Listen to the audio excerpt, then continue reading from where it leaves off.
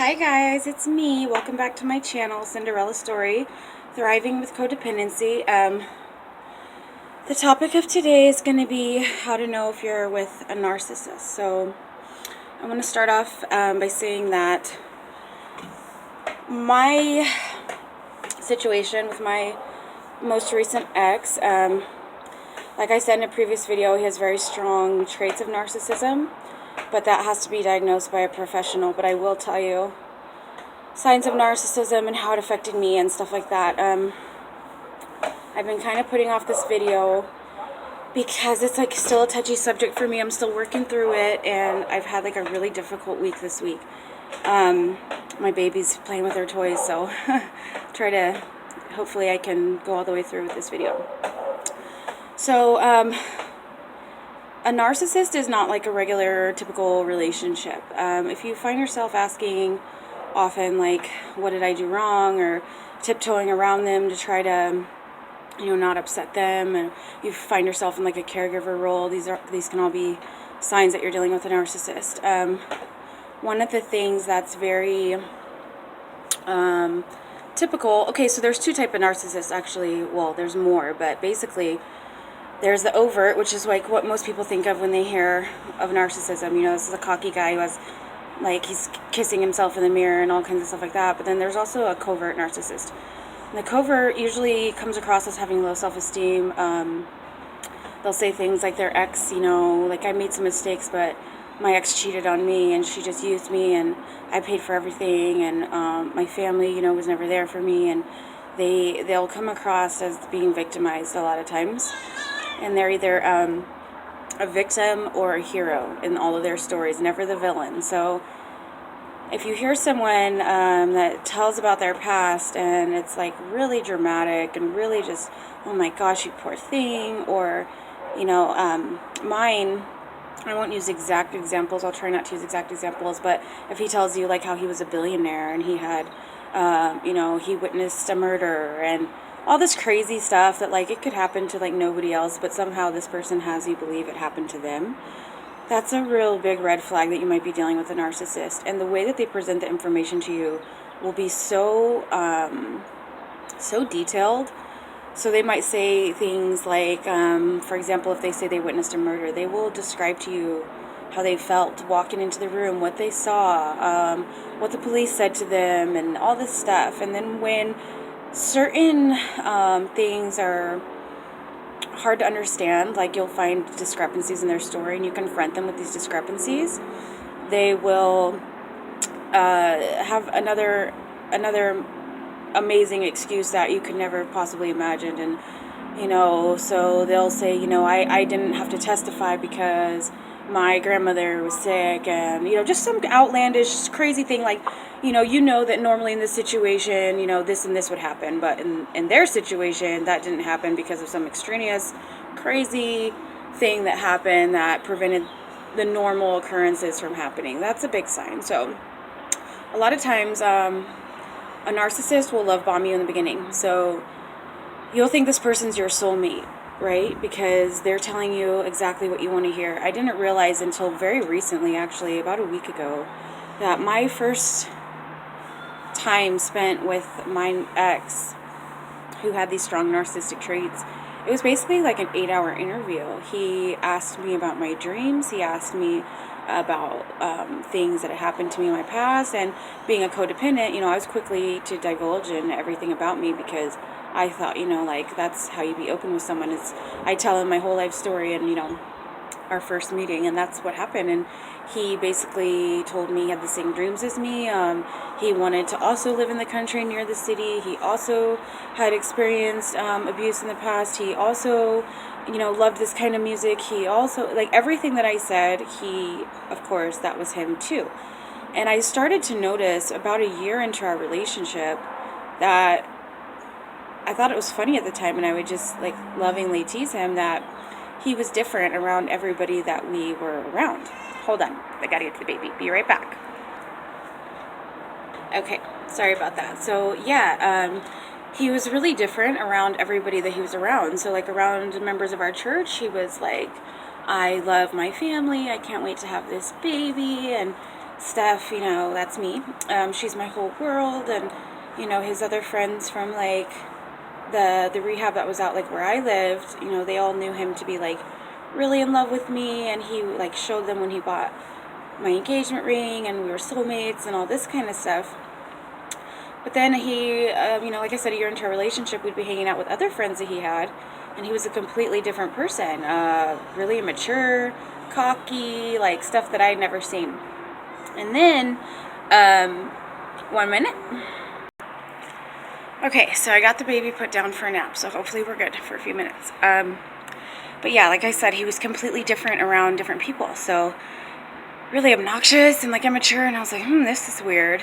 And then when I ended up having him like removed from the home because of the drug problem he was having, I really separated myself because I didn't want anyone he was hanging out with to have I didn't want to hang around them because I knew they were doing like drugs and stuff like that with him, so I didn't go around those people. So there's something that I posted on my Instagram that basically talks about how the narcissist explains you to other people. So like to his new supply, and supply is whoever boosts his ego or makes him feel the ways that he wants to feel inside. So a supply could be a new girlfriend or new friends or anything like that, who basically keeps him from looking at his own fault in things and keeps boosting his ego and helping him to be the person that he's made up in his mind that he wants to be. So I wasn't around these people. So it says to the new supply, the ex is crazy and she used him and this and that. And to the friends, the ex is, or the current partner, whatever, she never meant much to him. She's just another notch on his belt and blah, blah, blah. To his family, and, you were the love of his life and he wants you back and he'll do anything to get you back. And then to your friends, he doesn't know why you're like this, like you're overreacting, like he really has always been there for you. So he's a different person with everybody that he's around, or she. So that's one of the things. So the love bombing in the beginning, it's designed to make you dependent on this person. So it's like a chemical dependency. They mirror you, which I kind of explained. They tell you they want to be everything that your hopes and dreams are. So you think you found your soulmate. And so when they start turning into the person they really are, or pulling back from that initial image that you had of them, now you feel like, well, what happened? What did I do? Like, I must have done something wrong, because in the beginning, everything was so perfect. And they will use what's called gaslighting. And gaslighting is, when they tell you basically, like, you're crazy. So in my instance, when he was talking to other women, there would always be this elaborate, crazy excuse. I was just talking to her for advice, and then I'd come up and find out that wasn't true. Well, okay, yeah, that wasn't the case, but, she messaged me, and, that wasn't true, because I'm really good at finding out information. So I spent hours and, days and days, like, becoming like a CIA private investigator, basically. And I would just always discover him in these lies, and there would just be lies on top of lies, and I was in a constant state of confusion. And I also noticed that when we argued, that I would be trying to talk about one issue and he would talk about a lot of other things at once. So I would get confused and overwhelmed, and usually I would just, like, there got to the point where I stopped even trying to figure out if he was cheating on me, because I dreaded the arguments or the confrontation. He had me like mentally brainwashed to be passive, because when I would confront him, I was the crazy one. I was insecure. I was damaged from my past. He'd put holes in the walls, and I was trying to avoid all that stuff. So I would slowly, my boundaries would lower and lower and lower.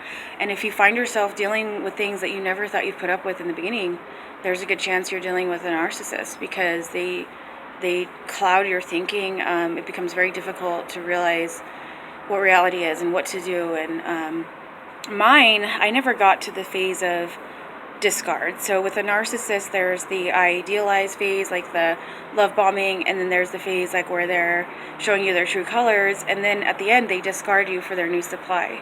I never got that far, because although he did have affairs on me, I still was the one that I think he felt he had the most opportunity with. So he really wanted to be with me above anybody else, but as long as I wasn't giving him a supply, for example, if I wasn't answering the phone, if I was not letting him in the house, things like that, then he would cheat on me in those instances, which I didn't know at the time, of course. When I finally found out he was having all these affairs, for sure, that's when I cut all contact for good. But I had made all the doctor's appointments. I had done all the driving when he didn't have a vehicle for over a year to and from work, and therapy and all of his outpatient stuff. So I think he really felt like, I was the one that he wanted to be with because I really offered the most. Because the other people that he would cheat on me with, they were, basically just ego boosts for him. Like, one was, well, I'm not going to go into details about who these people were, but they couldn't offer him much other than, sex and adoration. And, even the one that kind of almost became a relationship to my knowledge, she wasn't like allowing him to move in or anything like that. So his options were best with me. So that's why I think I never got to the discard phase. There was actually an instance where I was being held hostage by him. And he did make a comment saying like, well, if you're not going to let me back and be with me, don't be surprised when I'm with someone else. And I found that very intriguing because I'm like, okay, you've done all these things to upset our relationship, and I was finally starting to set boundaries and give him the chance to grow without it affecting me. So I told him I still loved him, I wanted to be with him, but he wasn't allowed in the home, and we needed to separate for now until he was able to become sober. So I thought it was very strange that he would kind of throw being with other women in my face if he was trying to make his family work. So that's kind of some of the stuff that they'll do. And every issue that they have in their life, they won't react like a normal person would react to that situation. So if they say something to the effect of like, I can't get car insurance because it'll cost me too much because I have all those bad things in the past, or even a more outstanding one would be like, I can't go get my driver's license switched because I have a warrant, something like that. So like most people would be like, okay, how do I take care of this and how do I fix this? And they're trying to avoid. So if you notice that their first reaction is to avoid consequences, that's a good sign that you're dealing with a narcissist. An extremely covert narcissist is difficult because in my situation, this person did have very covert narcissistic behaviors. For example, he would go to rehab, he would apologize, but his apologies were not sincere. So, and I didn't realize that at the time because he would cry, he would beg, he'd be on his knees.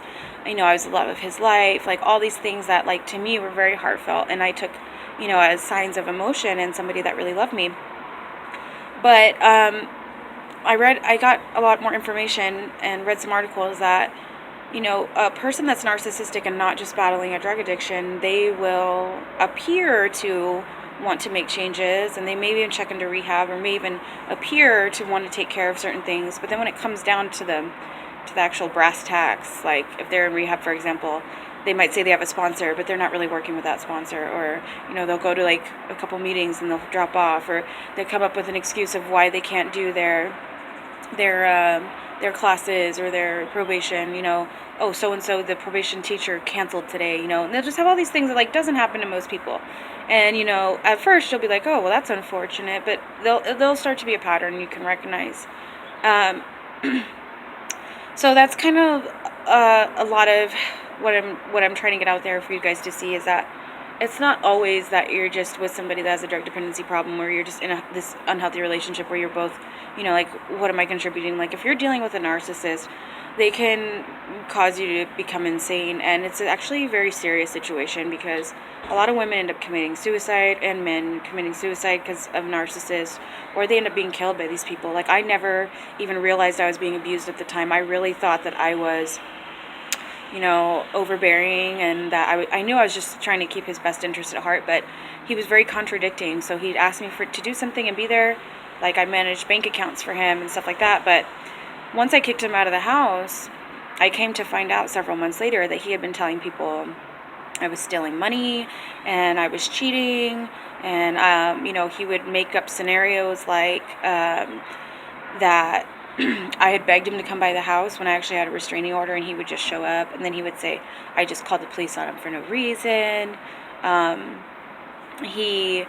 He would read text messages from me to him, to his friends, as if he wrote them. Like, if I was saying, I love you, but, we just need to work on ourselves and make it, try to da-da-da, and maybe in the future, like, he would read that to them as if he wrote it. So, constantly conning and manipulating people.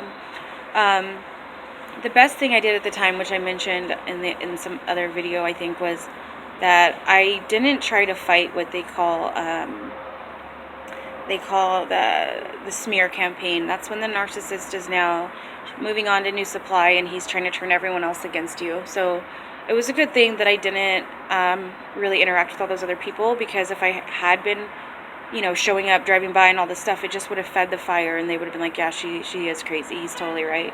So I didn't do any of those things. I just let the pieces fall where they may, because I was on to him enough that I realized that, like, they'll see soon enough. So that did actually happen. He ended up committing some crimes and doing some things, and they called me, and they ended up telling me about his cheating and all that stuff, and then they told me everything that he had been saying about me. So I was devastated, you guys, and I was completely in shock. Like, I never would have thought he would have said all those things about me. I wouldn't have thought that he would have been cheating on me, while I was pregnant, after everything I'd done for him, and that's just kind of like the web of lies you can get trapped in. Like, these people that are narcissists can do things that you think are so crazy and outlandish. Like, they would never do that to you, because they do things that normal people would never do. Like, or at least if a person cheats on you normally, it's just they just try to kind of like duck and dodge it. But they, my particular person would look at me dead in the eyes and hold my face and be like, I love you, it's always been you from day one, there's nobody else, like, I couldn't live without you. I mean, deep in the soul, like, brainwashing type of stuff. So, and that was on top of having stolen from me, and a ton of other stuff. So that's kind of like how you're dealing with a narcissist is, there's going to be love bombing in the beginning. There's going to be a time where you feel like you're going insane and nothing makes sense, and their actions are not adding up, and they make promises that are continuously broken, and they always have an excuse. And then there's going to be the discard stage where they're moving on to new supply, whether that be friends or women or men, sexually or whatever. And during that time, they'll do the whole smear campaign. There's the term what they call flying monkeys, and those are the people that are back and forth delivering messages, when you're trying to get away and keeping you ensnared and entrapped. And there's also another a term called hoovering, so like a vacuum. When you're finally ready to escape this person and get away from them, now it's almost like love bombing, but it can be accompanied with hate. So it could be like, you're such an evil bitch, you did this, you're effing this and that, and then when that doesn't work, oh, you're the love of my life, I'm sorry, I'll change, what do I gotta do, I'll do anything. And so this is the hoovering tactic that they use now. When you're finally like getting wise to them and trying to escape, they'll do that hoovering tactic. And as long as you engage, that will cycle and cycle and cycle, because the issues are not changing, the person is not changing, but they're going to use every tactic they know how to try to get you to give them a supply again, whether it be positive or negative. Because the reason they were attracted to you in the beginning was because you have something that they don't possess. So whether that be materialistic items, whether that be a good heart, whether that be love and adoration for them, sympathy, kindness, compassion, they want all those things. So they'll mirror you and they'll behave like that. But as soon as you have an issue, like, you're talking to this other female, that makes me feel uncomfortable, in their mind, they're always going to be the victim. They're never going to have empathy for another human being. So they'll start to treat you different, and they may still be saying they love you, but they're not showing it. And you're not allowed to have needs or boundaries. They're the ones that have all the needs and boundaries. So as soon as they're not the center of attention, now there's an issue. And 100 times out of 100, you're going to be the issue, not them. So that's how you kind of know you're with a narcissist. And I know all this sounds terrible, and it is terrible. And, studies out there are showing that there's almost no chance of a narcissist getting better. So if you're out there thinking like, we're going to work this out or whatever, it's almost impossible for a narcissist to be cured, because their whole disease is the fact that they're in denial that they have any problems. So even if they seek therapy, which I've seen it in life happen, the second the therapist says something they don't like, they're going to flip out. That therapist is going to be a bitch, this and that and the other thing, and they're going to drop out of therapy because they don't want to be the problem. Now, as horrible as they sound, as monstrous as they sound, I do have to add that narcissistic people, it's usually from like some kind of trauma that they didn't know how to handle in their childhood. So I'm not asking you to feel sorry for the narcissist or anything like that, but you need to understand it for what it is. So they have such deep pain inside that they can't face. They feel worthless. They feel, like horrible human beings that are basically just trash. So in order for them to survive in life, they become grandiose and they think up who they want to be, and they try to portray this to people. So my ex, he wanted to be family man with me, but then you get around the druggy friends and he wanted to be badass druggy womanizer with them. So they get their sense of self-worth from other people, outside sources. And that's, their disorder. Is that to say that they can't change and they're not responsible? Absolutely not. They are responsible for their own actions, just like we are. But kind of understand where it comes from, is that there is a very broken child inside there, and the best that you can do to help a person like that is to get away from them and to help yourself, because the only help they're ever going to get is to realize that they have a problem. That's probably not going to happen. They're probably just going to move on to supply to supply to supply. They're going to get things, they're going to gain things, and you're going to think, oh, this person, everything always comes up roses for them, like no matter what they've done to me. And that may appear to be that way, but they can't maintain it because they're not honest with other people and themselves. So everything they gain, they're going to lose in life. And it's just going to be a perpetual cycle until they want to change that. So if you, find yourself like feeling like addicted after you've ended this relationship, or you're trying to and you feel like you just can't, chances are you've been a victim to narcissistic abuse, because there actually becomes a chemical dependency on that person in your brain. Because of the love bombing and then the disregarding you. It's like when you have a drug and it feels so good and then it's not there, and now your body's like, what the heck, what do I do? So it's hard, and there is tons of women and men that have overcome this and healed from narcissistic abuse. And chances are that this is not the first narcissist in your life, so it's going to be hard, but I can guarantee you guys that there is healing. And I've been struggling a lot this week. I heard that my ex had some medical problems, and it really sent me back, and I actually, really just wanted to know he was doing okay, and it's difficult, and so I get it, and a lot of women drop out from even trying to get better, or trying to get away from their narcissist, because it's so difficult. But I will tell you that, it's okay to be weak. It's okay to have those moments where you're like, I wonder what they're doing. It's okay to relapse, as I call it. In codependency, it's a relapse if you're checking up on them or you're asking other people how they're doing. That's all considered like a relapse, and I've done it all, even recently, wanting to know how he's doing, or, tell him that I hope he gets better, stuff like that I should not be doing. And I almost didn't make this video, but I have a good friend who's also a victim of narcissistic abuse, and she said, go ahead and make it, because that's a good thing about your videos, that you're honest. And I didn't want to come from a place of brokenness when I make you guys videos, because my goal is to offer you hope. So I'm not, coming from a place of brokenness. I'm coming from a place of reality that it is hard, especially when you've really loved someone and you've been disillusioned that they really love you back. And if they're a narcissist, they might even believe they really love you back, because like I said, they cannot see that they're at fault for anything. They're either always the victim or the hero. Like, pay attention to that. Look back. And just because they say, like, oh, I messed up, like, that's not really taking responsibility. Oh, I messed up, I'm sorry. That's, okay, but what'd you do about it, And if there's really nothing that they've done about it, if they've crashed their 12th car and they are on their 10th job and they're, on their 17th relationship, and, there comes a time when you're like, okay, well, what's the common denominator here? So those are just some signs I wanted to give you guys, and just let you know that if you're struggling with narcissistic abuse, that it's okay to fail multiple times trying to get away. That's actually really common. And, just keep getting strong and feeding your soul, and, learning tools and tactics to get through that. And YouTube is a great resource, and so is, just stuff online, pictures, memes about narcissistic abuse. Google it and learn more information about that. But I do have to get ready for work, you guys. I love you so much, and I hope this helped. And remember, we're thriving with codependency, okay? Love you. Oh, and I have to say, like, subscribe, and comment. Share this video if you think it can help someone you love. Or, maybe it's not going to help them today, but we can tick away at people that eventually, maybe one day, they'll realize, like, yeah, I do have this issue. So if you think it can help someone, please do like, share, subscribe. I love you guys so much. Have a great day. Bye.